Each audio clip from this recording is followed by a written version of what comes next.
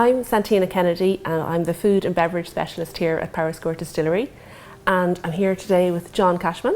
John, our Head of Whisky, and I'm really delighted and excited to kind of listen to his insights about our Fercullen range of whisky.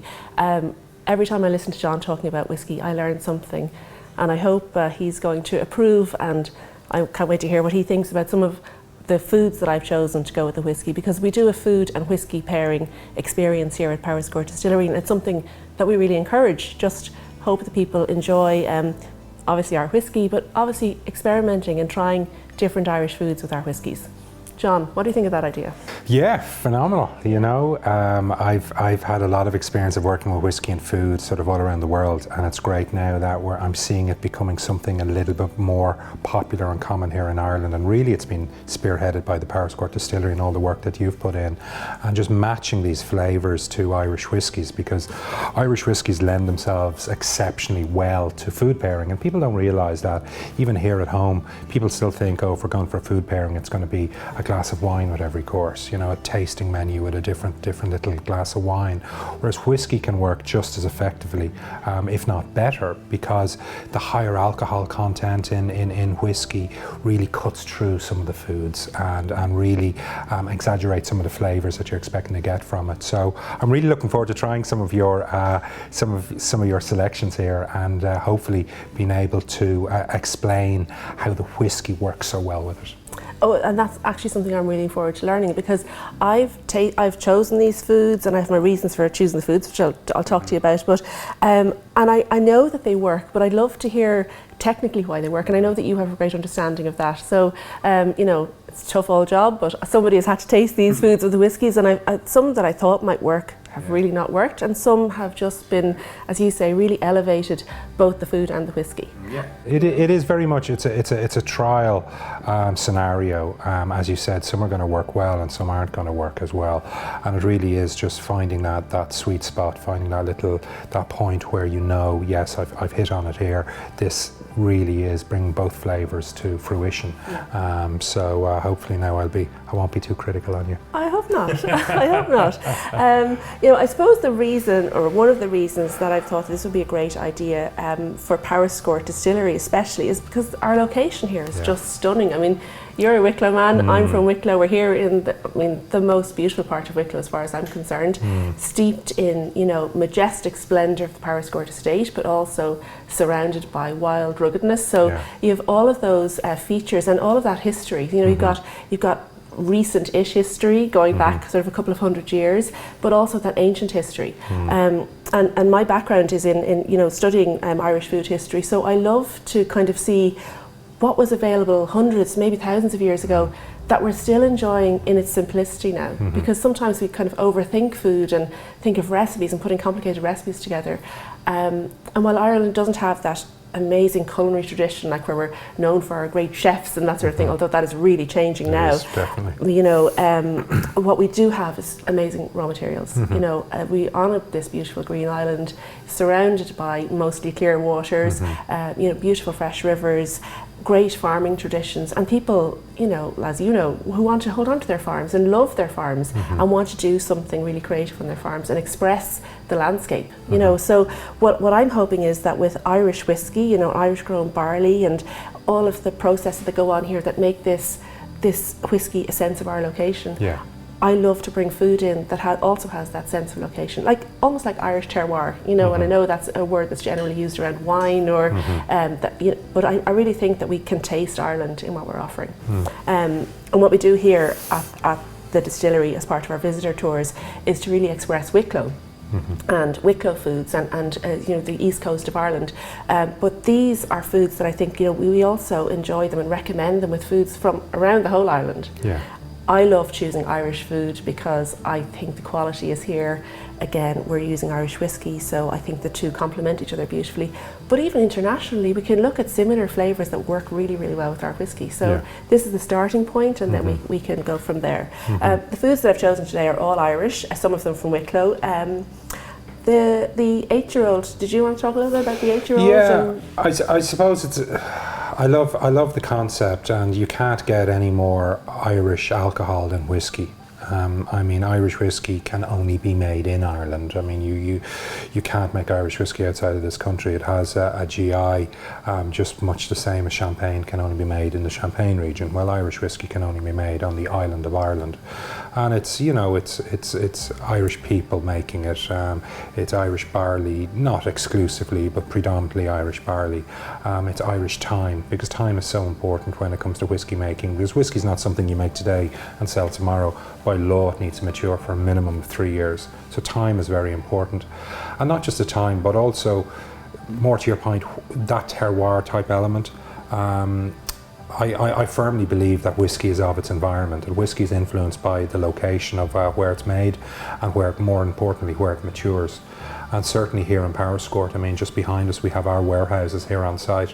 One of the few modern distilleries in Ireland to actually have a warehouse on site, and we're fortunate in that, because we are in this amazing estate. There were the buildings here. There was the hay sheds, the old grain sheds, all of those, which, you know, have been repurposed. Even our home where we're seated here was the old mill house.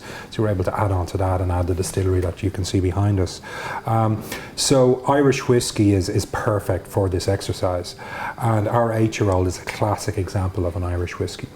It is a blend of malted and unmalted barley. The malted barley, the malt whiskey itself, has been double distilled. It was made in the Cooley Distillery. It is up to 16 years of age, so it's a lovely mature malt with a lot of malty spiciness. Also, a sweetness comes through in it. Like if you get a Malteser sweet and you cut down the middle and you scoop out that malty element in the middle of it, that's some of the sweetness that you'll get coming through. Such a great way to explain it. Yeah. But then of course the grain element is grain whiskey is a style of whiskey where the predominant cereal is something other than barley or malted barley. So in the case of this whiskey, it's actually corn. Now the corn for this grain whiskey isn't Irish made corn, because we just don't have the climate to grow the corn to the quality that is required for whiskey making. So the corn that we use has actually come from France, and that's something that goes back through all the years. I mean, I've read documents and books about Irish whiskey from the 19th century, and there's corn being used in Irish whiskey making, and corn being brought in from the continent, from France and other areas. I love that though, because we are an island, and to pretend that we haven't had people coming from all different cultures and influencing what we do would it would be false. And I love that we have those influences and those possibilities from other countries, but doing it in an Irish way. Owning it essentially and making it our own. So this whiskey is a blend of those two different styles, and it would be very typically what people would expect an Irish whiskey to taste like. It is very, very approachable. However, with that nice mature maltiness coming through on it, there is a bit more of a spice, there is a bit more a character in this glass than you'd get in many other Irish whiskies. It is the perfect Irish whiskey for just sipping straight, for maybe mixing in a long drink or a highball, something with just like sparkling water on top of it, refreshing, but also getting the essence of the flavour of the whiskey itself. For me, bang for your buck, it's one of the best Irish whiskies out there, just with all that depth of character, depth of flavour. And I'll be interested now to try some of these amazing looking meats and see how we can make them work. Will we have a go? I suppose again, one of the things I'm thinking about with bringing food into it is, as I said, we celebrate our drink culture. We know we have a great quality of ingredients in food culture.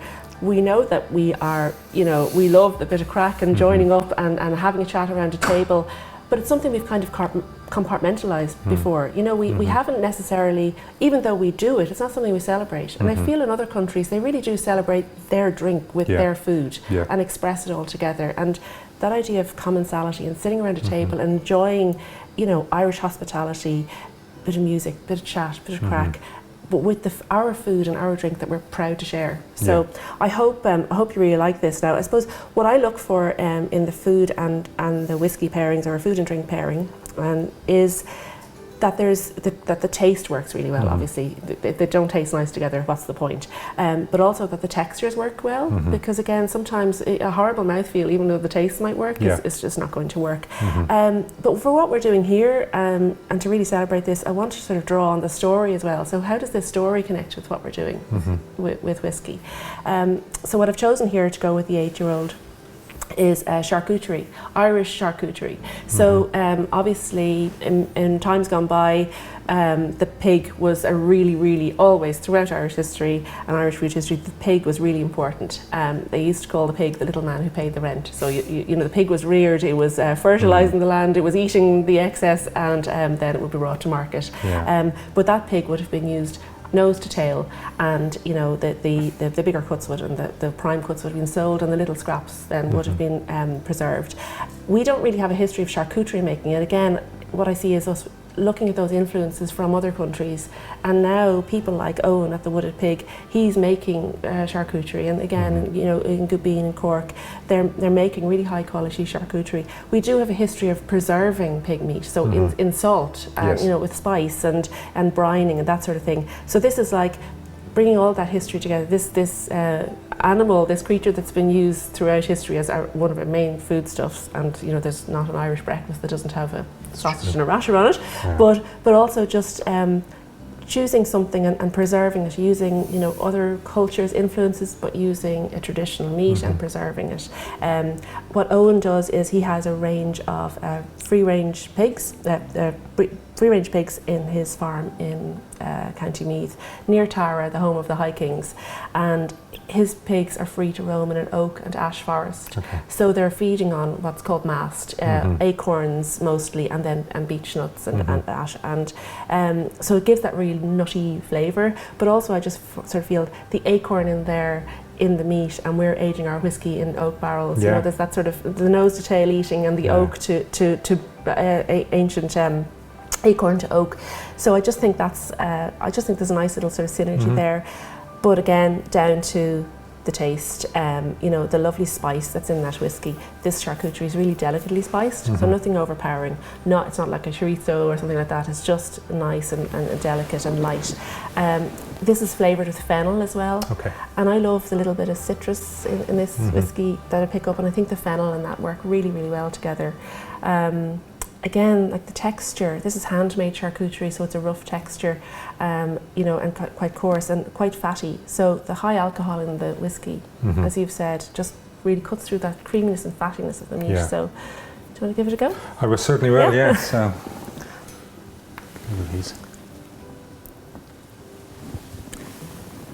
what I really love is when people do the food pairings here, and you know, I'm talking about this and I'm thinking, do they get it, or are they getting it? And then they taste it, and people who say, oh, I don't like whiskey or I don't like charcuterie, end up liking both. You know, so. Oh, it's a great way to introduce people into the world of whiskies.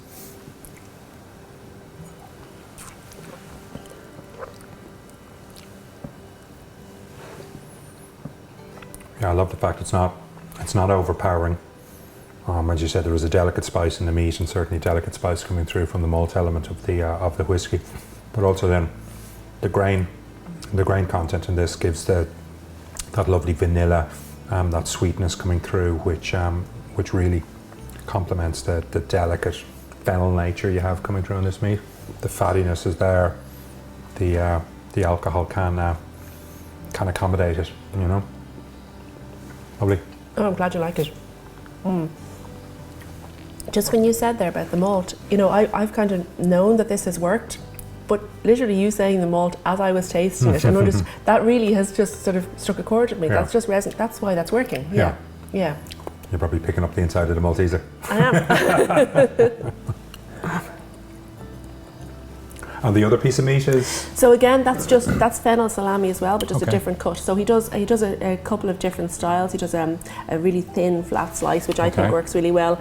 But this one in terms of texture, just to try different things. Because with a lot of the pairings that I do, especially the meaty ones, I love to try sort of different cuts, or you know, different styles of making it. So when we go on later and try some of the fish with a fish pate as well, just how different textures work with, you know, we'll have honey and then a little bit of bee pollen as well. Just different textures of the same food to see how they work with the whiskey. Personally, I prefer the really thinly sliced one because I feel the fat pieces in that really melt in the mouth. You know, but again, I'm just curious to see what you think. The larger sliced ones are a bit more chewy. You know, so it isn't as delicate a mouthfeel as you got with the thinly sliced one. I feel And I definitely find that the certainly here when I'm doing food pairings here and I'm setting them up, and I don't want to say it's just the men, but definitely the men like the kind of the beer stick look of some of the charcuteries, and it feels like a thing that they might sit down to eat. This is beer and snacks or whiskey and snacks rather than something that sounds like something they might not have experienced before with your food pairing, which almost sounds a little bit austere and off-putting, but actually it's just food and drink. That's all. That's all simple. Yeah, thank you. So the 8-year-old blended Irish whiskey is what we were using for this, and this is what most people would expect an Irish whiskey to taste like. It is a lovely light, soft, elegant style of whiskey, very easy drinking. It's a combination of grain Irish whiskey and single malt Irish whiskey. The malt in this element is up to 16 years of age, so it's quite a mature malt, which is bringing a lot of that creaminess, but also some of that green fruit and some of that citrus element coming through on it. The grain is all exclusively matured in ex-bourbon barrels, so a lot of vanilla, a lot of that soft sweetness. So this is a beautiful sipping whiskey, just like we've done. Obviously works well with pairing with food, but also in cocktails as a base for your classic cocktails, or even something like a highball with plenty of ice and good effervescent sparkling water. Really, really refreshing drink. And also this time of year, obviously, if you a few sniffles, hot whiskey, this works perfect. I have that in the house, and I just know that you're always going to be proud to serve it. Everybody will like it. It's crowd pleaser, isn't it? Yeah, absolutely. So Tina, this looks amazing. Looks sweet. So can you tell me a little bit about this? I think you'll like this one. This is the one I'm particularly proud of because, as I've said, we've chosen foods from all over Ireland, and they really work, as do really high quality international foods and cheeses and meats and things. But I love this one because this is all Wicklow. Brilliant. It couldn't be more local. I've chosen, which go with this 10-year-old, our single grain, I've chosen Wicklow Bun Cheese. So bun, as you know, the Irish word for white. And this is from a farm in South County Wicklow. So the Hempenstall family have a coastal farm. Do you know them? I do. They're indeed, great characters, aren't they? Yeah. And they're so proud of what they do, and I'm so proud of what they do, and that we can serve this. And they have a great range of cheeses, but I think this one, the bun, it's a brie style cheese, but it's double cream, full fat milk and double cream added, so that gives it that firmness. So if it was brie, it would be kind of oozing, but it stays really firm, which I think is great for the pairing. So because, look, I'll let you talk about the whiskey, and if you want to talk about the whiskey, and I'll say why I've chosen, why this works so well. Well, this is our single grain Irish whiskey, and single grain Irish whiskey is a very light, soft, sweet style of whiskey. Predominantly made from corn, though it can also be made from wheat. If you're going to make a whiskey out of something where the majority cereal is corn, the end product is going to be much sweeter than your other style. Just think of eating corn on the cob, for example. That sweeter type of vegetable. This whiskey has been distilled in a column still rather than a pot still, so it's a completely different distillation process. I'm not going to go into too much detail on it, but generally it means that the whiskey that comes off tends to be at a much higher strength than your traditional pot still method. So traditionally that style of whiskey would have been used really just for blending, because it wouldn't have retained a huge amount of flavour. However, the Cooley distillery where this whiskey was made, they realised that the spirit that was coming off the still was so full of flavour that it'd be a shame just to hide it in its own right and to hide it, in a blend. So it was decided to put it into first fill bourbon barrels. So that means it's a barrel previously held bourbon whiskey, and the first liquid that goes into it post bourbon being dumped out of it is this whiskey. So you are getting a lot of that initial bourbon influence. So you're getting a lot of vanilla, you're getting some of the sweetness, which is really exaggerating then the sweetness of the core spirit itself, that core whiskey, that soft corn-based whiskey. So what we do with this whiskey is we let it mature for a minimum of sort of 9.5 years in these bourbon barrels. Then just before bottling, maybe 6 months before bottling, we will take it out of those bourbon barrels and put it into another brand new ex-bourbon barrel. So you're almost getting double that influence of the sweetness of the bourbon element You're coming really through. explaining actually that why. I've been tasting that, but now I know why. Why the sweetness really comes through, and it's true that essential double maturation. So it would definitely, in my experience, grain Irish whiskies really lend themselves well to sweeter elements.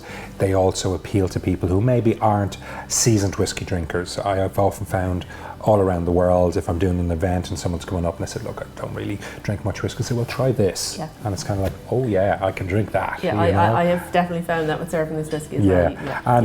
And then grain whiskey here in the distillery is probably the most popular and our biggest selling brand in the distillery shop. So it's doing exceptionally well. So I have a feeling this is going to work well. Great. Well, that's it. So, so I wasn't mistaken in picking up that sweetness, and now I've explained why. And what would be easy to pair with something sweet is something sweet. Yeah. But I kind of feel, especially we do this almost in the middle of our food and whiskey tastings here, so I don't want to go straight to dessert. So I think something creamy just works so well with something sweet, and that's why I've chosen this cheese, the Wicklow Bun from the Hempenstall family. That lovely, it's coastal farm, so coastal breezes are washing in over the pasture. Obviously that's coming through in the milk and then in the cheese. So I've also, right beside us here in the orchard beside the distillery are the beehives, Ollie's farm, and it's Powerscourt Blossom Honey. So, I mean, the bees have access to it's like a 5-star menu for bees. Yeah. Access to the beautiful Powerscourt gardens and all the flowers there. So all this floral influences are coming in. When you open this jar of honey, it's like opening perfume. It's like, it's just beautiful. I love it. I hope you like it. So I'm just going to drizzle a little bit of the honey onto the cheese and see what you think. Please, yeah. Again, I just think, taste of Wicklow terroir, taste of our local cheese, local pasture, local honey. And it's just gorgeous, so golden. I'll top up yours there. Thank you. Try it with this. I've also added a little bit of bee pollen, because as I was saying, I love to try the same flavours but different textures and see how that works. So I'm going to go for an ounce. Yeah. I love this whiskey. Again, you're guaranteed, if you serve it to somebody, they're going to love it. Yeah, this is my summer whiskey of choice, because look, like a lot of people during summer, I mightn't drink as much whiskey as I would in winter. But during summer, if I'm looking for that sort of whiskey kick, this with a few cubes of ice is lovely, refreshing, easy drinking whiskey. Gorgeous. And I tend to, and certainly with the Fercullen whiskies, because I really want to discover the flavours, and I've started to drink whiskies neat, but I've kind of forgotten that summertime they are lovely, as you were saying earlier, with sparkling water, just a little bit of ice.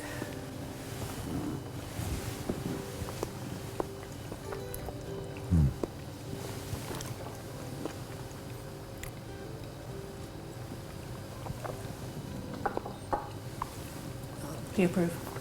Yeah, I mean, I love the texture. I love what you said. It's a slightly thicker type of cheese. It has the flavour profile of a brie, but doesn't have that oozy stickiness of a brie. Lovely creaminess. The creaminess of this coming through, that vanilla element of the extra maturation in the bourbon barrel coming through, really works well together. The honey then brings it to another level, and I love the concept of using the honey that's right next to the distillery, because ultimately, firstly, those trees are inhaling the same air that's surrounding our barrels. The bees, the exact same. Whiskey in a barrel is a living, breathing thing. Although it is watertight, it's not airtight. So air that surrounds it is getting into it. So that same flavour, that same air that is, helping the trees grow, helping the bees inhale, is also, helping our whiskey mature, because it's that interaction of oxygen and air with oak and whiskey.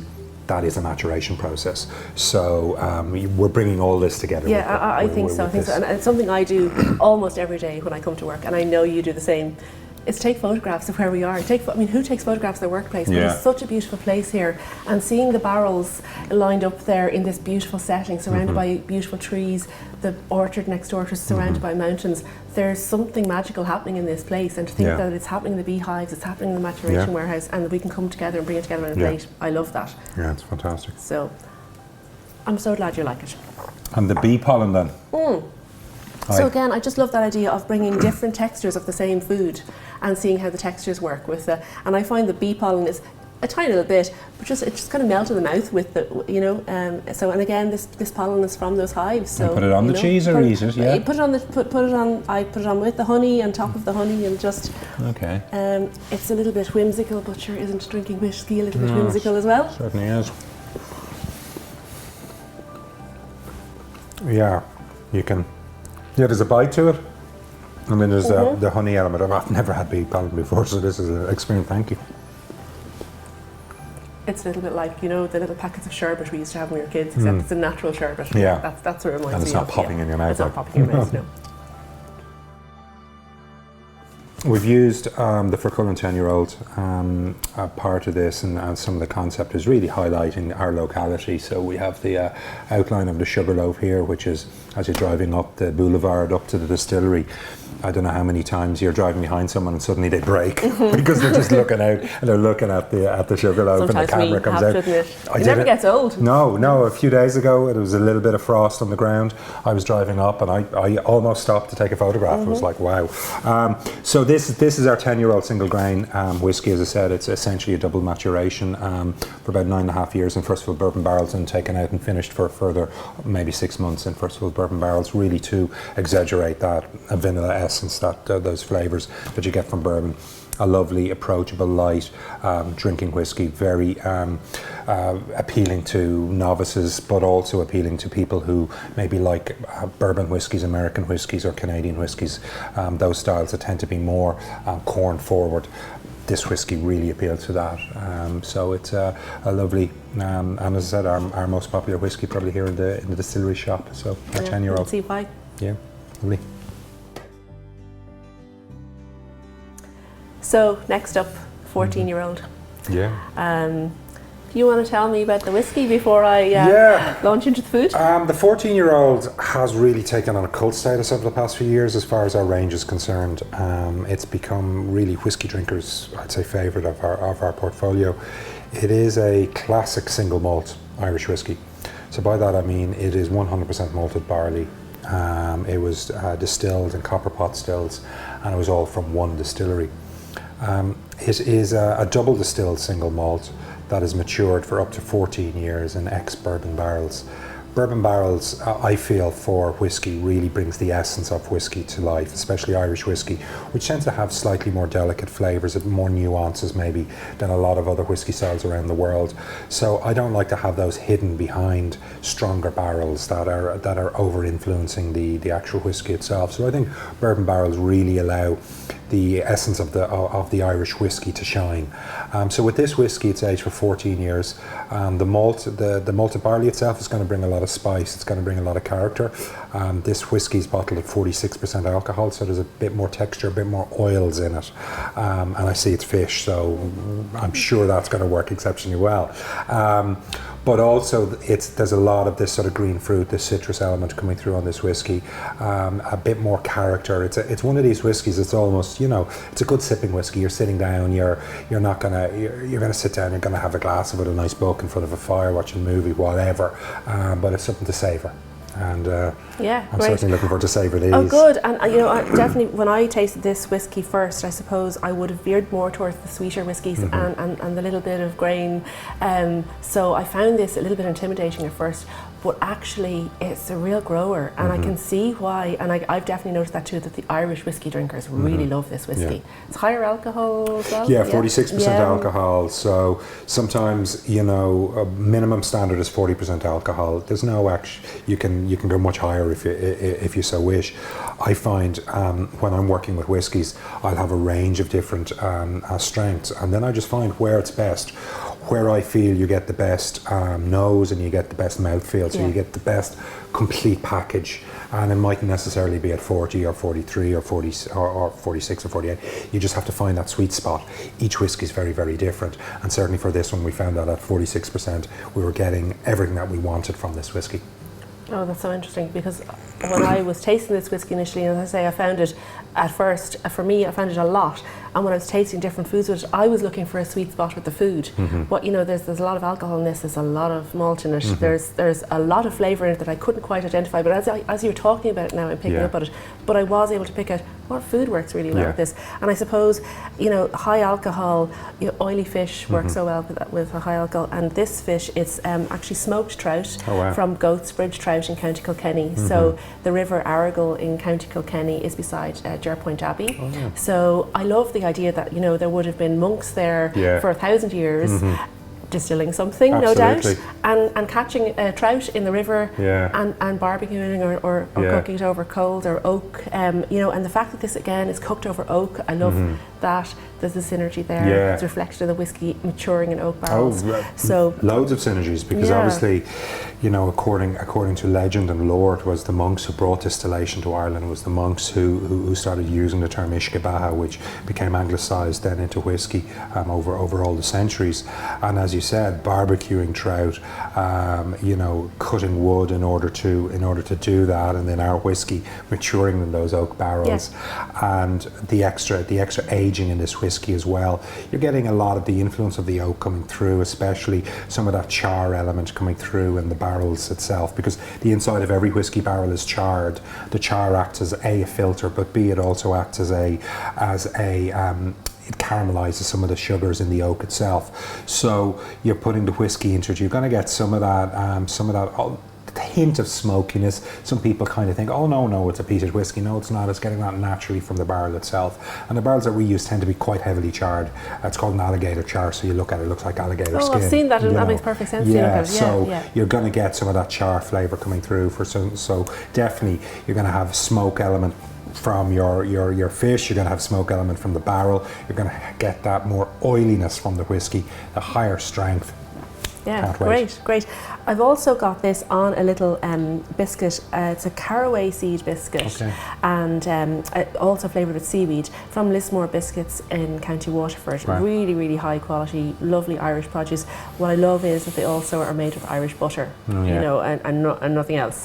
So, and there is that lovely old saying in Irish, you know, no lion im no ishka bahae, níl lies there, which means if whiskey or butter can't cure it, it can't be cured. True. So I would certainly drink to that. I would agree on both counts. And I just love that, you know, again, as we were talking about earlier, those outside influences, you know, we have caraway seed in we had a big part of our baking tradition probably came here from the Vikings on their spice routes. Of course. And it's kind of gone out of fashion here in Ireland, but emigrants from Ireland took the caraway seed baking, and they would call that Irish cakes in the United States and Canada. They call the, you know, Irish baking with that caraway seed in it, and we don't have it here anymore. So it's just really interesting to see how it's moved around the world. I just think there's a bit of Irish history in a biscuit. So anyway, let's go for it and see. You've just reignited my imagination. I just suddenly had a flashback. My mother used to make caraway seed cake. Oh yeah, seed cake. Yeah. So I need to have a chat with her and see if she can make another one. Make another one and have a drop of whiskey with it. I put a little bit of parsley there.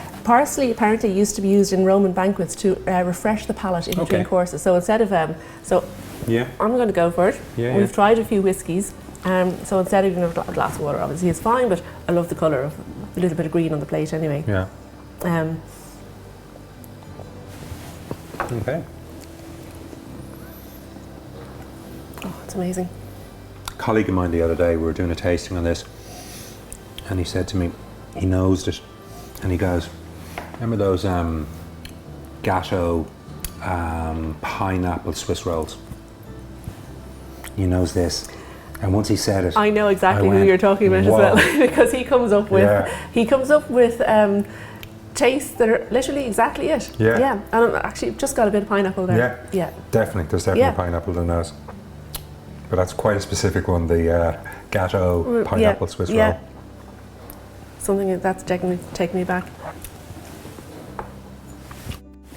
Now there is a lot going on in this, you know, the butter, the caraway seed, but I actually think there's a lot going on in the whiskey as well, and I do love the way it works together, so I hope you like it.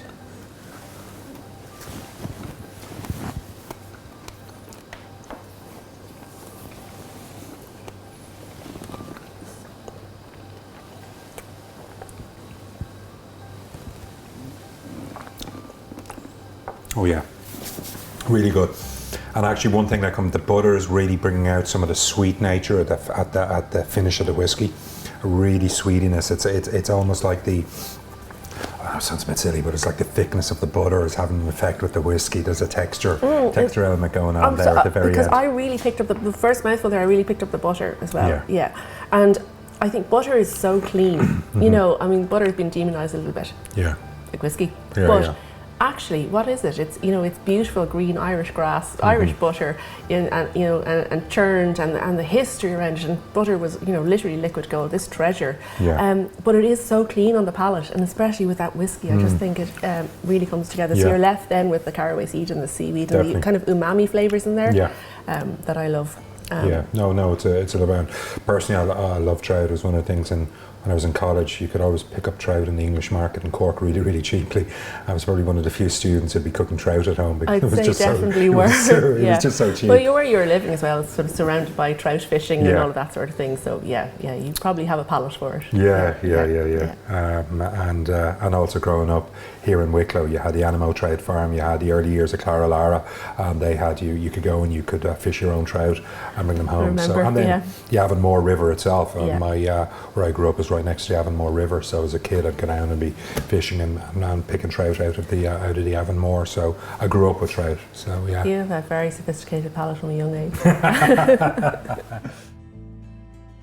So the whiskey then is the Fercullen 14-year-old, which is our classic single malt whiskey. Aged for 14 years in ex-bourbon barrels. As I said, you're getting not only the vanilla element from the bourbon barrels, you're also getting some of that char element coming through, the extra aging. You still have hints of that green fruit, that element that some of these single malt whiskies are quite famous for, but there's also a little bit of a change happening, and that's where I think that bit of pineapple is coming in, because I often find single malt whiskies from kind of age 14 to 16, you're starting to move away from green fruit and some of that sort of that cleaner citrusy elements, and you're coming more into exotic fruit and kind of like fruit cocktail type syrupy nature coming through on the whiskey. So this is just at the point where that's beginning to change. Bottled at 46% alcohol, so that extra strength, that extra alcohol and the oils that will come with that really work well with this oily fish. So phenomenal, thank you. Great. So John, the 18-year-old. Yeah. Do you think it's sacrilege to serve this with food? No, I think one of the great combos in whiskey is a good single malt whiskey and cheese. Good. And then it's a matter of trying to, when you know the style of single malt it is, what cheese will work very well with it. Like, for example, if you have a peated whiskey, a good, well, not so much smoked cheese, but a blue cheese works really well. So something like a Cashel Blue, or I know the Hempenstalls have a blue cheese as well. Yeah, lovely Wicklow Blue. And I've certainly in the past, I did a charity tasting a few years ago for my local primary school, and I paired it with a piece of Irish whiskey, and it worked really, really well. And they were very good to supply me with a selection of cheeses to work that out. So it is one of those classics, actually. Great. And certainly this whiskey that we're using is 18 years of age, so it is a very mature whiskey, which means you have so much more character, you have so much more bite in the whiskey. You also have extensive influence of the barrel, so you're going to have a lot of vanilla again coming through because of it is ex-bourbon barrels, but also the fruit elements, the sweetness, that exotic fruit is really coming through, that syrupy nature coming through. This whiskey will have a lot of texture. You'll really feel it in your mouth, as you will with any older malt whiskey. There's going to be a viscosity in your mouth. There's going to be this sort of voluptuous nature, just all encompassing everywhere in your palate. So I think, and then it's the skill of choosing the right cheese. Choosing the right cheese, tough old job, but someone's got to do it. Yeah. And funny, I kind of thought, especially when you're talking about charring and whiskey being in those charred barrels for a long time, I had kind of tried a couple of smoked cheeses, but honestly they clashed, and it's something, I suppose when you think about great partnerships, they either complement each other or they contrast really well, both the bad ones clash. And for me, they didn't work, but definitely like the blue cheeses and that really do work. What I've chosen here is an aged cheddar. Now I use lots of aged cheddars here in Wicklow. I use lovely Coolatin cheddar, which is pastured cheddar the same day and aged in Tom Burgess' farmyard, and getting that, absorbing those flavours of the farmyard. And we've gone a little bit further afield for this one. This is Derg Cheddar. So it's an aged Derg Cheddar from Derg in County Tipperary. Paddy and Kay Cooney are the name of the farmers there, and they've a prize-winning herd. And it's all summer milk that they use for the cheddar. So when the pasture is just really full of clover and summer herbs, and we talk a lot in Ireland about cattle being grass-fed, but actually they're self-fed. They're choosing their own diet. So in each little place, in each little farm, everything tastes slightly different, and the herd is choosing its own food, and that's coming through in the flavour of the milk and the flavour of the cheese. The other thing about an aged cheddar is, and when you do the tour here, and certainly it's something you talk about a lot, the maturation, like part of the process is, looking after your ingredients. So in cheese making, it's looking after the herd, looking after the pasture, like distilling the actual cheese making itself, but a huge amount of it is the maturation. And this is, Irish farmhouse cheeses are called after the farmhouse. So in other countries they're called after the region they're made in, but in Ireland they're called after the farmhouse. So this is Derg after the farmhouse where it's made. And and I just think that you're really, again, tasting that terroir. You're tasting those few fields where these cattle were grazing outside in Ireland, and I love that. The aging then, the careful aging, careful turning of the cheeses, very much like the attention that goes into the maturation over there. So there's just I just think it really echoes, the story really echoes. Again, the flavours, there's so much, I just find so much fruit and spice and kind of Christmassy flavours. You say tropical fruits in this.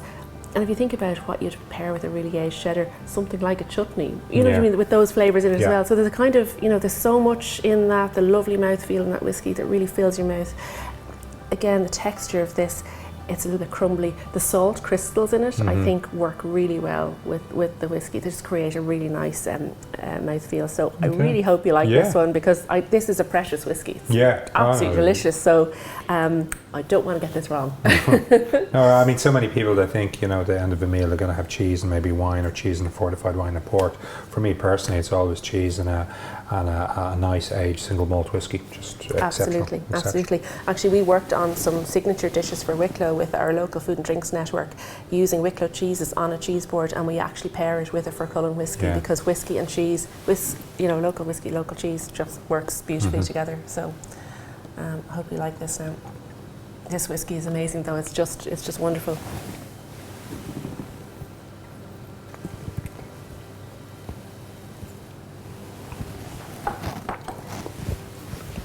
So creamy even without the cheese, isn't it?